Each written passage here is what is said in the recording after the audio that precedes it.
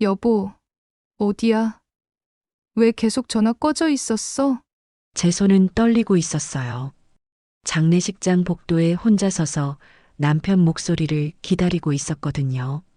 내가 엄마 돌아가셨다고 1시간 전에 전화했었잖아. 목이 메었어요. 장례식장에 언제 와? 그런데 전화 너머로 들려온 건 충격적인 말이었어요. 여보, 정말 미안해. 핸드폰이 무음 모드라서 꺼져 있었어. 무음 모드? 설마 하는 마음에 물어봤죠. 갑자기 무슨 일이야? 일주일 동안 부모님이랑 형이랑 같이 울릉도 여행 간다고 저번 주부터 말했었잖아. 그 순간 세상이 조용해졌어요. 엄마가 돌아가신 날 남편과 시댁 가족들은 여행을 가고 있었던 거예요. 엄마가 돌아가셨는데 당연히 취소할 줄 알았지. 배 타면 반나절 거리잖아. 바로 와줄 수 있지? 나 혼자는 정말 감당이 안 돼. 목소리가 떨렸어요. 제발 와달라고 애원했어요. 그런데 남편의 답은 더 충격적이었어요. 여보, 친엄마 장례식도 아니잖아. 머리가 하얗게 변했어요. 양모 장례식이라고. 제게는 세상에서 가장 소중한 엄마였는데 핏줄이 아니라서 중요하지 않다고. 그리고 울릉도 여행 가려고 펜션이며 관광지마다 예약해뒀는데 취소 수수료가 거의 절반이야. 이게 지금 할 말이야. 라는 생각이 머릿속을 맴돌았어요. 여행 취소하는 건 정말 아닌 것 같아. 이따 전화할게. 뚝. 전화는 무정하게 끊어졌어요. 그 순간 장례식장이 너무 조용했어요. 제 숨소리만 들렸거든요. 수수료가 아까워서, 양모니까 중요하지 않아서, 그래서 못 온다는 거였어요. 저는 그날 밤 홀로 빈소를 지켰어요. 조문객들께 인사하고 음식 챙기고 엄마 곁에서 밤새 울었어요. 남편도 시댁 식구도 아무도 없이 말이죠. 장례식이 끝났을 때 저는 우리 집으로 돌아가지 않았어요. 엄마가 남겨주신 200억짜리 건물로 갔거든요. 이야기 시작하기 전 무료 버튼인 구독과 좋아요 부탁드립니다. 감사합니다. 오늘부터 모든 게 달라질 거였어요. 택시 안에서 저는 생각에 잠겼어요. 사실 저에게는 남에게 잘 털어놓지 않는 가족 이야기가 있어요. 제게는 2명의 엄마가 있거든요. 한 명은 저를 낳아준 생모이고 또 한 명은 저를 키워주신 엄마예요. 아버지는 정말 성실한 사람이었어요. 하지만 경제적으로는 솔직히 많이 어려웠죠. 제가 6살 때였나요? 생모는 가난한 아버지와 어린 저를 남겨두고 떠나버렸어요. 이런 생활은 정말 지겨워라면서 큰 소리로 아버지와 다투시던 모습이 아직도 기억나요. 어린 마음에도 우리가 너무 부담이었나 보다 싶었거든요.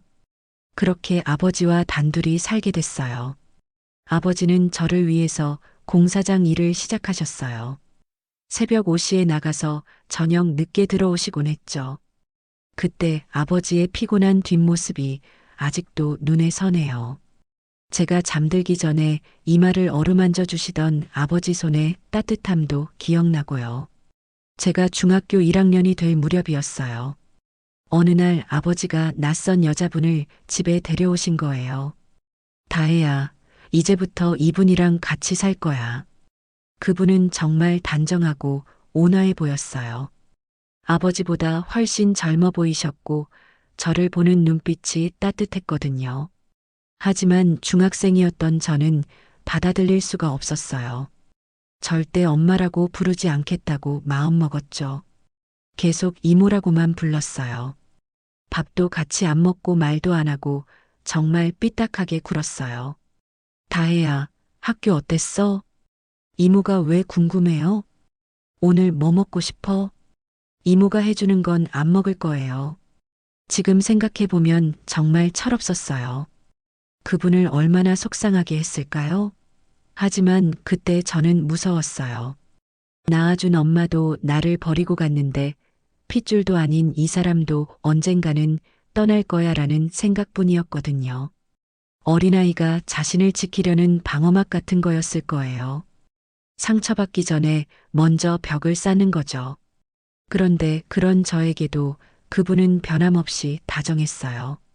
매일 아침 도시락을 싸주시고 학교에서 돌아오면 간식을 준비해 두시고 제가 아무리 차갑게 굴어도 포기하지 않으셨어요. 그런데 그 일이 일어났어요. 제가 학교 끝나고 집에 가는 길에 동네 편의점에 들렀거든요.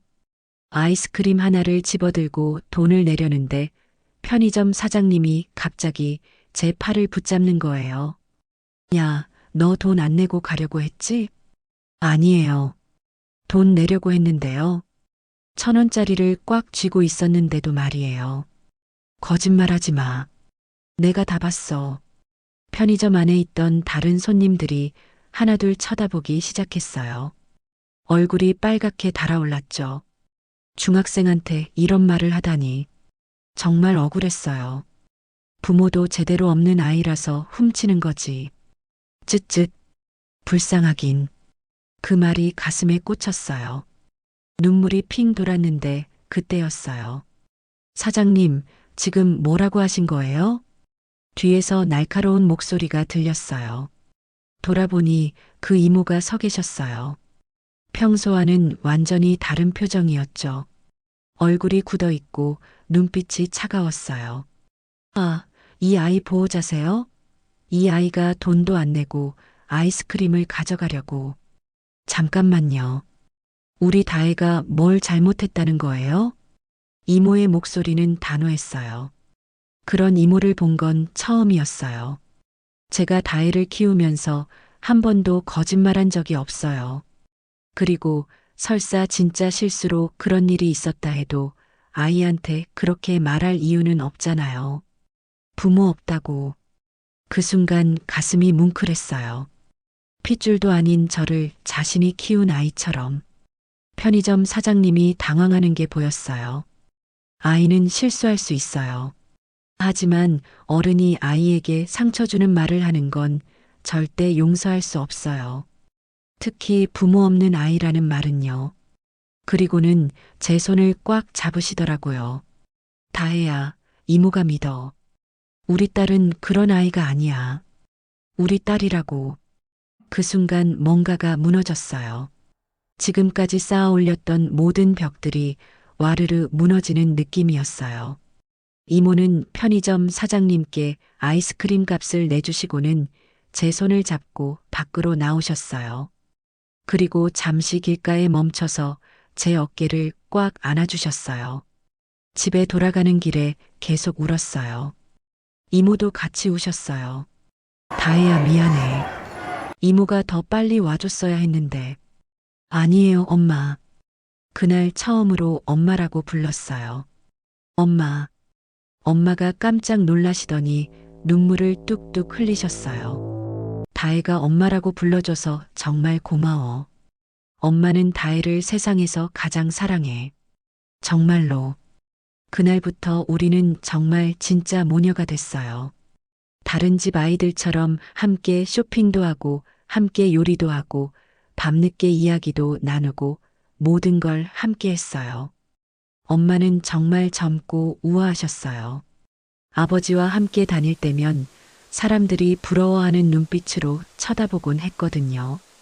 그런 엄마가 나이가 있으심에도 불구하고 저 때문에 아이를 갖지 않겠다고 하셨어요. 다혜면 충분해. 엄마한테는 다혜가 전부야. 그렇게 7년을 정말 천국 같은 날들을 보냈어요. 아버지도 안정적으로 공사장 일을 하시고 엄마는 집에서 저를 돌봐주시고 정말 평범하지만 행복한 가정이었어요. 하지만 너무 행복했던 걸까요? 질투하는 누군가가 우리에게 시련을 준 걸까요? 제가 고등학교 3학년이 될 무렵에 균열이 생기기 시작했어요. 아버지는 여전히 성실하게 공사장 일을 하셨어요. 새벽부터 밤 늦게까지 정말 열심히 일하셨죠. 하지만 IMF가 터지면서 일거리가 줄어들기 시작했어요. 건설 현장이 하나둘 멈춰서고 기다리는 시간만 길어졌죠. 그런 시간들이 문제였어요. 동료분들과 시간을 때우다 보니 자연스럽게 술을 마시게 됐나 봐요. 처음엔 정말 스트레스 해소용이었어요. 맥주 한두 잔으로 시작했는데 언제부턴가 그 양이 늘어나기 시작했어요. 소주 한 병, 두 병, 그러다가 하루 종일 마시게 되고 아버지가 조금씩 달라지기 시작했어요. 집에 늦게 들어오시고 엄마와 자주 다투시고 그러다가 급기야 술값이며 생활비를 달라고 하기 시작하셨어요. 여보, 이번만이야. 정말 이번만 빌려줘. 당신 이러면 안 돼요. 다혜도 있는데. 다혜 때문에 이러는 거야. 스트레스가 얼마나 심한데. 하지만 돈을 주면 줄수록 더 달라고 하셨어요. 급기야 저한테까지 용돈을 달라고 손을 내미시기 시작했어요. 엄마와 아버지의 싸움이 점점 심해졌어요. 밤마다 큰 소리가 났고 저는 방에서 이불을 뒤집어 쓰고 떨고 있어야 했어요. 당신 정신 차려요. 이러다가 집까지 날릴 거예요. 당신이 뭘 알아? 내가 얼마나 힘든데. 힘들다고 술만 마시는 거예요? 다혜가 뭘 잘못했다고 이런 꼴을 봐야 해요. 어느 날 밤이었어요. 평소보다 더 큰 소리가 났어요. 그리고 돈을 안 줘? 정말 안 줘?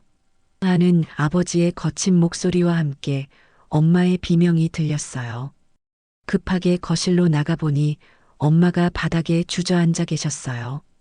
뺨이 빨갛게 되어 있었어요. 아버지가 때리신 거였어요. 아빠. 제가 소리쳤지만 아버지는 그대로 문을 박차고 나가버리셨어요. 엄마를 부축해서 일으켜드렸는데 팔과 다리에 멍이 들어 있었어요. 그런 엄마를 보니까 가슴이 찢어질 것 같았어요. 그날 밤 엄마가 짐을 싸시는 걸 봤어요. 조용히 옷들을 가방에 넣으시는 엄마를 보니까 갑자기 무서워졌어요. 엄마, 어디 가세요? 엄마가 깜짝 놀라시더니 가방을 내려놓으셨어요. 다혜야, 엄마랑 같이 가서 살자. 네. 이렇게는 더 이상 못 살겠어. 다혜도 엄마도 너무 힘들어. 어린 제가 봐도 엄마는 언제든지 아버지를 떠날 수 있었어요. 엄마만의 통장도 있었고, 친정도 있었고, 충분히 새로운 시작을 할 수 있었거든요. 엄마, 저도 같이 가고 싶어요. 정말 그랬어요. 엄마와 함께 떠나고 싶었어요. 이 지옥 같은 집에서 벗어나고 싶었고요. 하지만 그때 문득 아버지 생각이 났어요. 도박에 빠져서 망가져가는 아버지. 하지만 세상에서 유일한 핏줄인 아버지. 하지만 아빠는 어떻게 해요? 엄마가 잠시 멈추시더니 저를 꽉 안아주셨어요. 다혜야, 아빠 혼자 두면 정말 큰일 날 것 같아. 나라도 옆에 있어줘야 하지 않을까? 아버지는 이미 술에 완전히 빠져 있었어요. 며칠씩 집에 안 들어오시고 들어오시면 돈 달라고 하시고 정말 망가져가고 계셨거든요. 그래도 저에게는 세상에 하나뿐인 아빠였어요. 비록 엄마와 함께 떠나고 싶었지만 그런 아버지를 혼자 두고 갈 수는 없었어요. 엄마는 새로운 인생을 사세요. 저는 여기 남아서 아빠를 돌볼게요. 엄마가 눈물을 흘리시며 저를 꽉 안아주셨어요. 다혜가 이렇게 착한 아이로 자라줘서 엄마는 정말 자랑스러워. 하지만 미안해. 엄마는 더 이상 견딜 수가 없어. 괜찮아요, 엄마. 저도 이해해요. 그날 밤 엄마는 정말 떠나셨어요. 현관문이 닫히는 소리를 듣고 저는 엄마 방으로 달려갔어요. 엄마 옷장을 열어보니 몇 벌의 옷만 남아 있었어요. 그 옷들을 끌어안고 밤새 울었어요. 그때부터 저는 평생 엄마를 그리워하며 살았어요. 하지만 연락할 용기는 없었어요. 엄마의 새로운 인생에 제가 걸림돌이 될까 봐서요. 그래서 엄마가 그리울 때마다 남아있던 엄마 옷을 끌어안고 잠들곤 했어요. 제게는 진짜 엄마가 한 분뿐이었어요.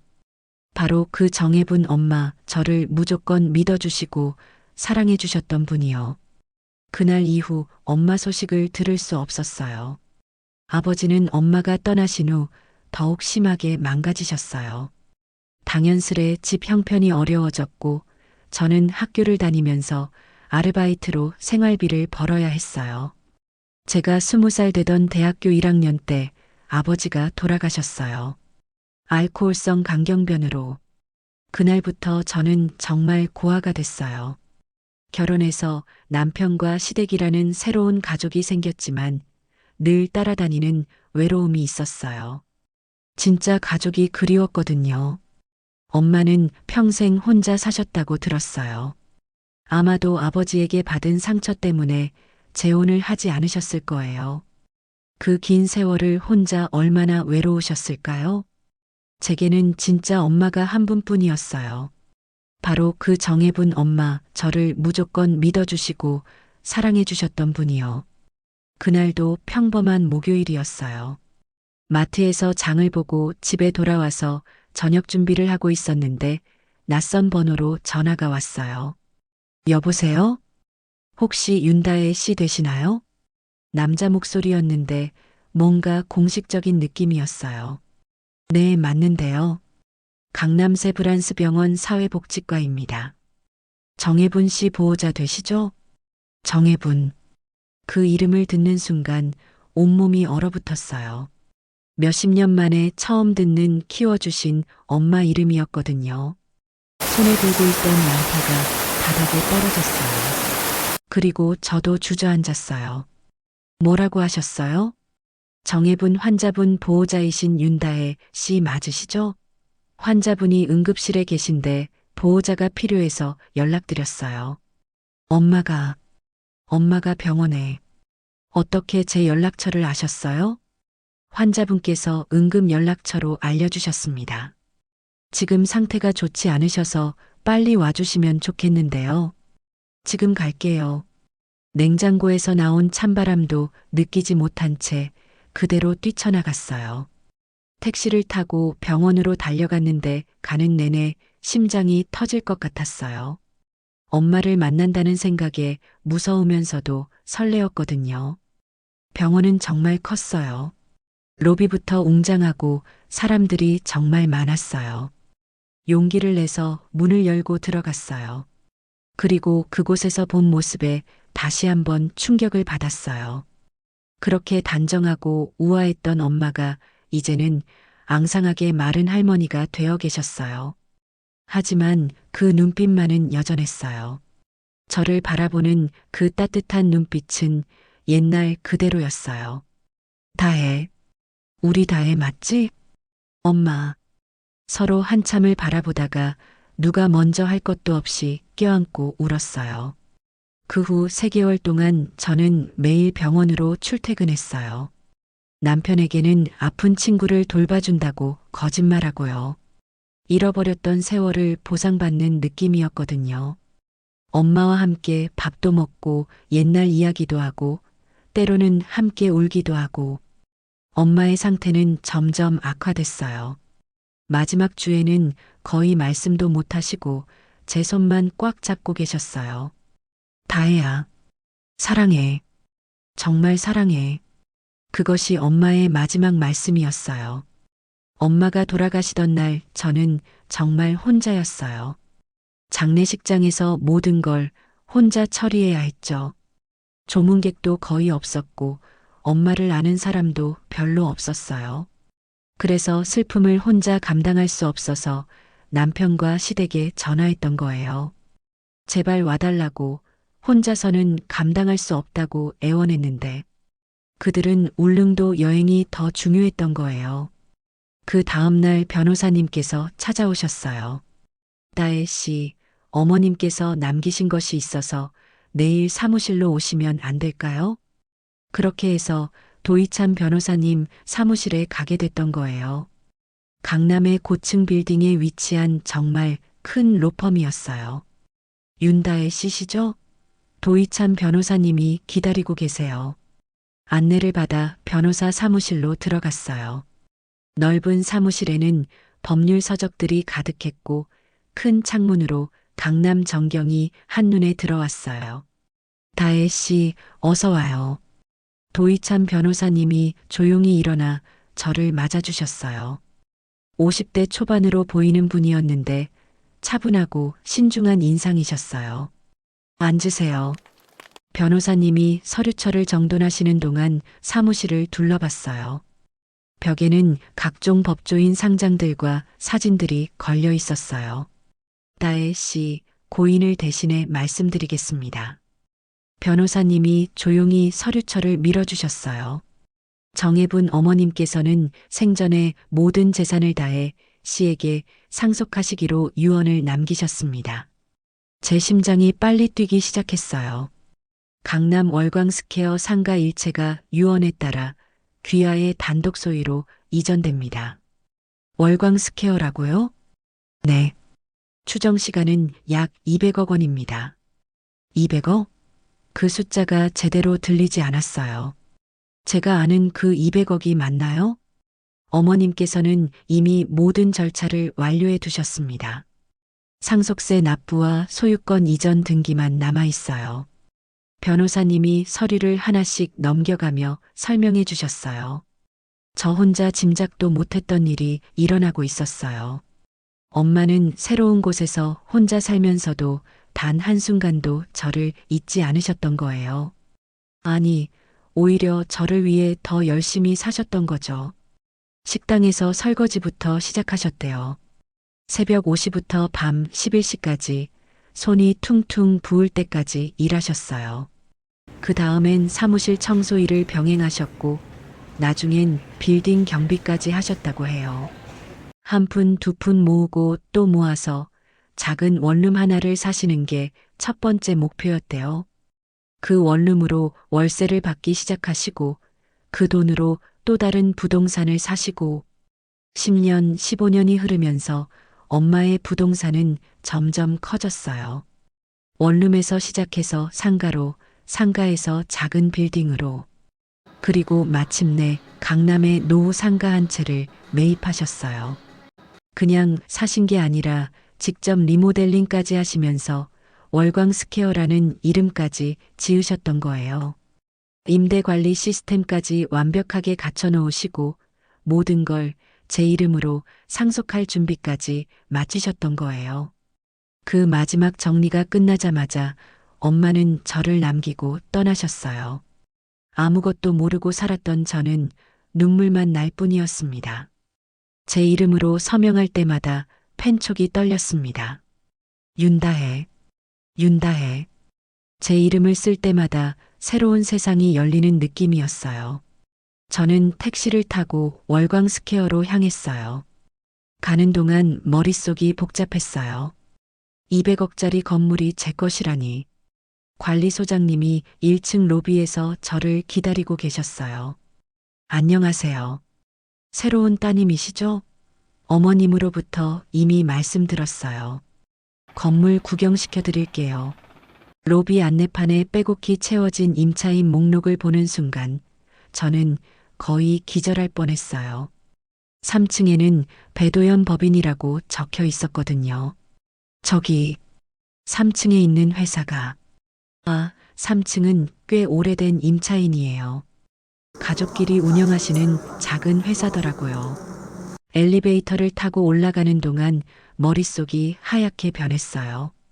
시댁 가족들이 그동안 월세를 내고 있던 빌딩이 사실은 엄마 것이었다니. 관리소장님이 임차인 명단을 보여주셨어요. 전체 월 임대료 수입이 8천만 원 정도 됩니다. 1년에 거의 10억? 정말 어마어마한 금액이었어요. 3층에서 나오는 월 임대료는 얼마나 되나요?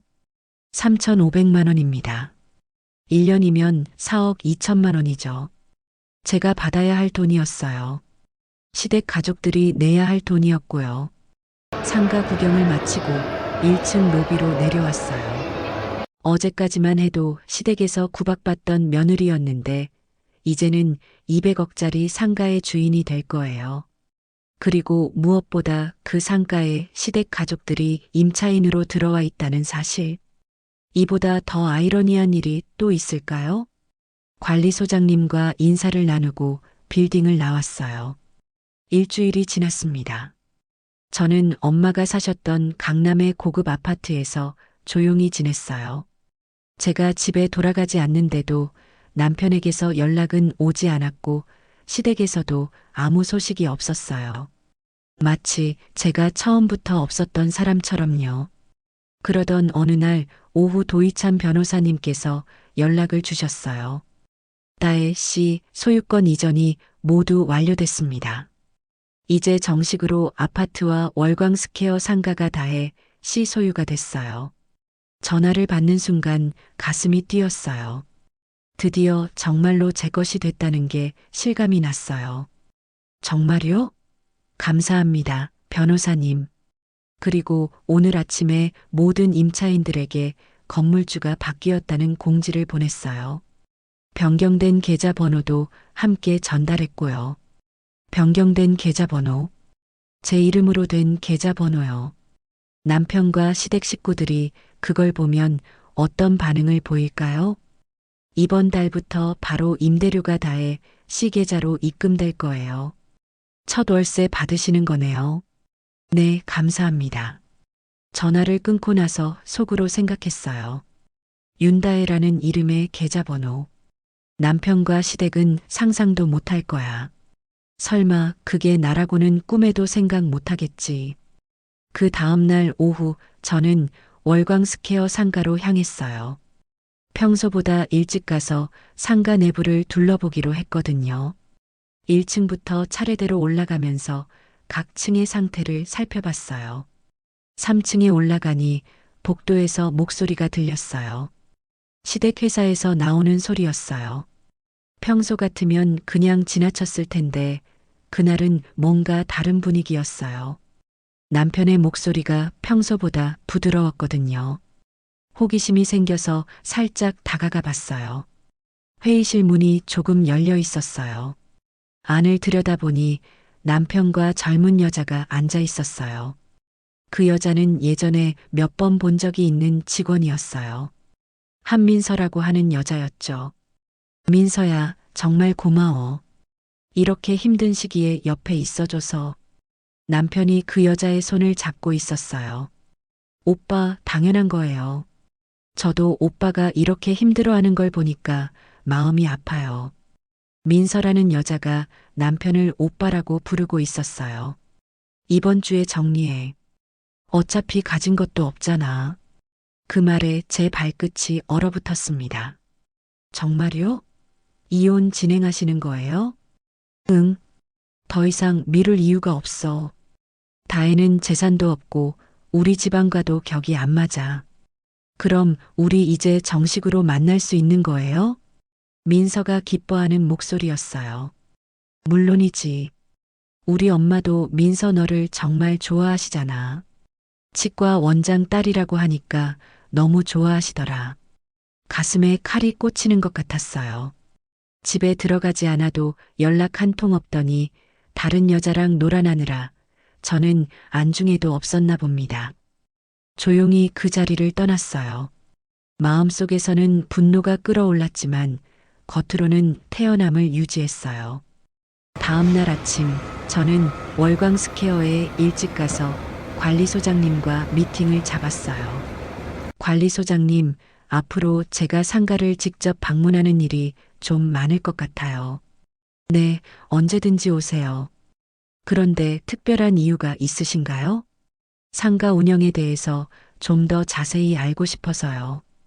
그날 오후 저는 다시 상가를 찾았어요. 이번에는 관리소장님에게 부탁했어요. 혹시 제가 왔다는 걸 좀 크게 알려주실 수 있나요? 크게 알려달라고요? 네. 제가 상가 주인이라는 걸 모든 임차인들이 알 수 있도록요. 관리소장님이 의아해했지만 제 요청을 들어주셨어요. 제가 1층 로비에 도착하자마자 관리소장님이 큰 목소리로 말했어요. 건물주님 오셨습니다. 목소리가 상가 전체에 울려 퍼졌어요. 그 순간 계단에서 발소리가 들렸어요. 3층에서 누군가 내려오고 있었어요. 남편과 시아버지, 그리고 내연녀가 함께 내려오고 있었어요. 우리 눈이 마주쳤어요. 남편의 얼굴이 새하얗게 변했어요. 시아버지도 마찬가지였어요. 하지만 한민서는 처음 보는 표정이었어요. 호기심과 긴장이 섞인 눈빛이었어요. 다혜가 건물주라고? 남편이 떨리는 목소리로 물었어요. 관리소장님이 대답했어요. 네, 맞습니다. 윤다의 건물주님이십니다.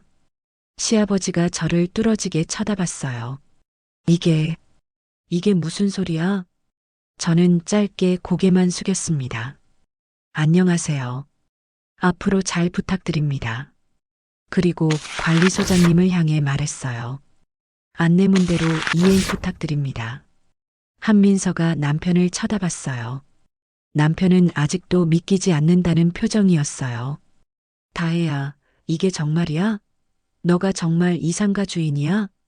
네, 맞아요. 어떻게 이런 일이 양어머니께서 물려주신 거예요. 순간 내연녀 한민서의 얼굴이 굳어졌어요. 어제 들었던 대화를 생각하면서 저를 다시 쳐다보는 것 같았어요. 시아버지가 갑자기 큰 소리를 냈어요. 야, 그럼 우리가 지금까지 너한테 월세를 낸 거야? 이게 말이 돼? 가족끼리.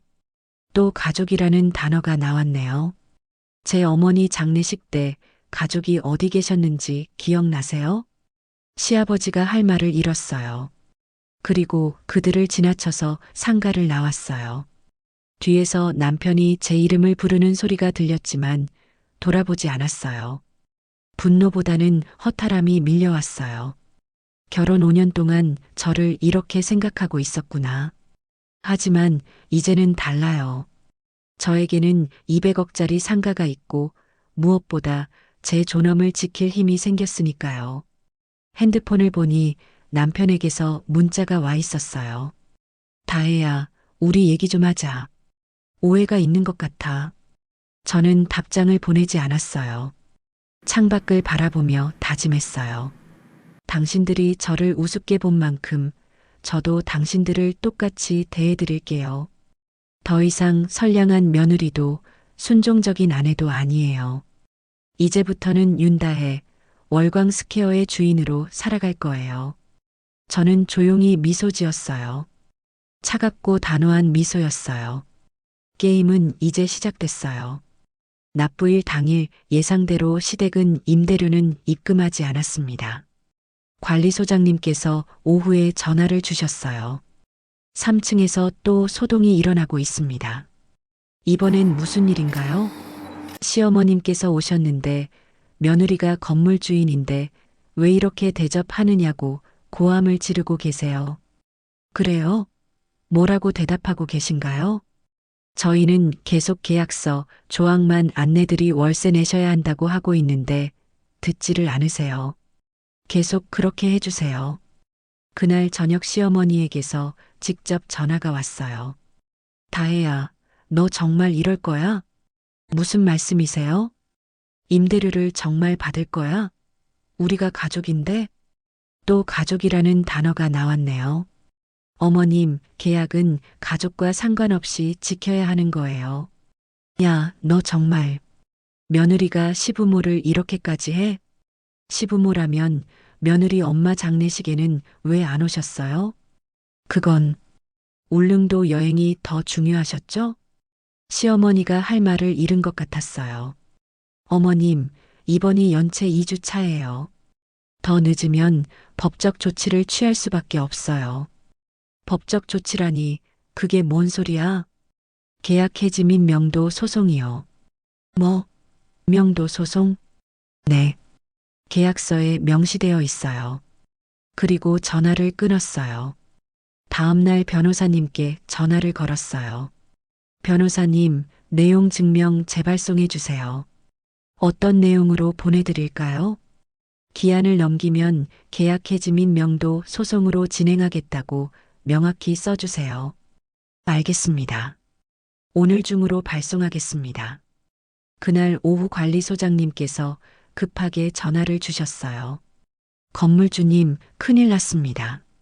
무슨 일인가요? 3층에서 직원들이 모두 나갔어요. 지금 시댁분들만 남아 계세요. 왜 직원들이 나간 거죠? 한민서 씨가 갑자기 퇴사를 했다고 하더니 다른 직원들도 하나둘씩 그만두고 있어요. 아마 손해배상 청구 통지서를 받고 놀란 것 같았어요. 그래서 지금 3층이 어떤 상황인가요? 거의 텅 비어 있어요. 남편분과 시아버님만 계시고 전화는 계속 울리는데 받을 사람이 없어서 회사가 망가지고 있는 거였어요. 그날 저녁 남편에게서 전화가 왔어요. 다혜야, 제발 얘기 좀 하자. 무슨 얘기요? 민서일은 정말 오해야. 불륜에 대한 위자료도 함께 청구했어요. 다혜야, 제발 그만해. 우리 회사 완전히 망하겠어. 그건 제가 알 바 아니에요. 제발 한 번만 더 기회를 줘. 기회는 5년 동안 충분히 드렸어요.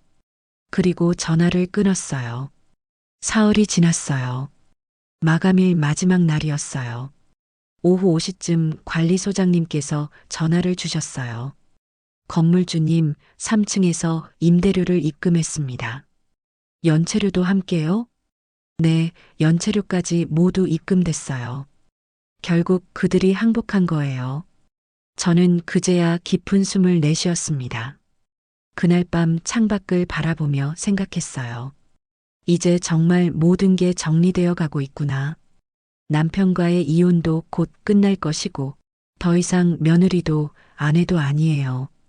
저는 이제 윤다혜, 월광 스퀘어의 주인일 뿐이에요. 그리고 그것만으로도 충분해요. 집에 돌아와서 엄마 사진을 바라봤어요. 엄마, 이제 딸이 당당하게 살고 있어요. 엄마가 물려주신 것들로 제대로 된 삶을 살고 있어요. 사진 속 엄마가 미소 짓고 계시는 것 같았어요. 창밖으로 해가 지고 있었어요. 내일은 새로운 하루가 시작될 거예요. 더 이상 과거에 얽매이지 않는 진짜 제 인생이 시작될 거예요. 저는 조용히 미소 지었어요. 평온하고 만족스러운 미소였어요. 모든 게 제자리를 찾아가고 있었어요.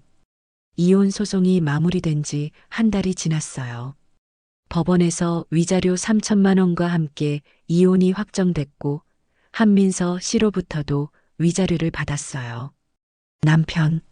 아니, 이제는 전 남편이죠. 배도연은 회사를 정리하고 다른 곳으로 이사를 갔어요. 월광 스퀘어 3층도 비워졌고요. 그런데 이상했어요. 복수를 완성했는데도 마음이 허전했어요. 이제 뭘 하고 살아야 하지?